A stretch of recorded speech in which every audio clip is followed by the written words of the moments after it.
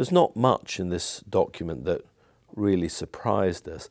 In some ways, of course, it is simply a continuation of the Blairite reforms. There's quite a lot about giving individuals more choice, getting information to patients that they're able to use, and putting incentives into the system. And on the whole, those are good things with the right safeguards. And it probably wasn't the time. In fact, I'm absolutely sure it wasn't the time to do major structural reorganisation.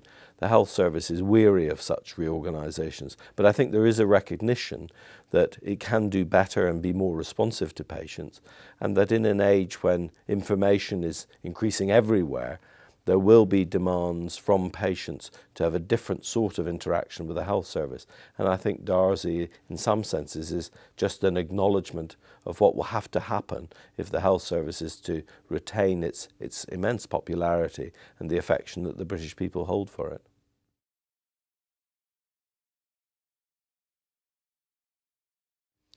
It's much too early to say whether the Darzi reform really will result in putting the doctors and nurses, crudely speaking, back in charge of the health service.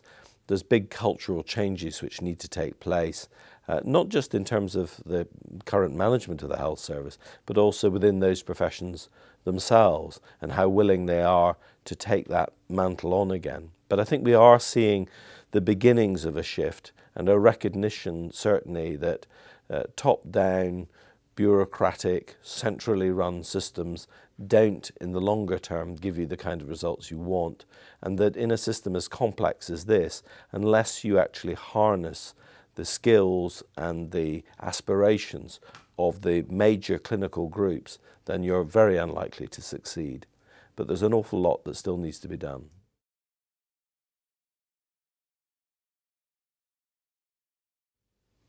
The government finds itself in a bit of a dilemma here. On the one hand, it's very keen that there should be aspects of the health service which are universal, and we'd all applaud that. You want to have good standards of care everywhere. On the other hand, there's a recognition that there are different needs in different areas, and the system has to respond to those different needs. And I think that reconciling that, which has always been there in the health service, is thrown into focus the more the government says it's going to devolve power down the system.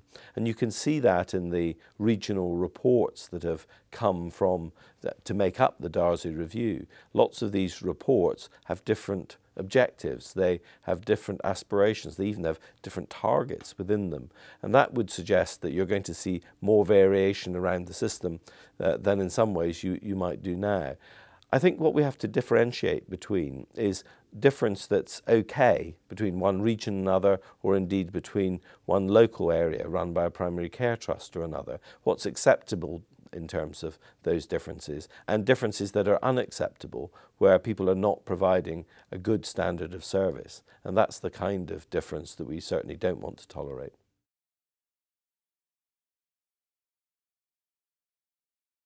Well, I think there are two significant omissions from the review. The first is I would have liked to have seen at national level a big vision statement about what the health service might look like in 5 and maybe also in 10 years' time. And I accept that the reason they probably didn't do that is because there are visions from all these regional reports. But I think having a clearer picture about how the relationship, particularly between patients and the service, will change over that time as expectations rise, as information and technology really does change the way in which the system interacts with the people who use it. I would have liked to have seen some bold statement about how different it might be if you were a patient accessing care in 2018 as opposed to 2008. And the second big omission, though I'm sure that it does exist somewhere, is how much all this is going to cost, because there weren't any figures involved in the documents that have been so far published. I'm sure the government will argue that it's within the settlement that the health service has been given, but it would have been, I think, good to see what sort of money the government believes needs to be spent on this, because frankly only by seeing how much money we put into all this can we see whether we're getting value for money when we assess whether it's made any difference.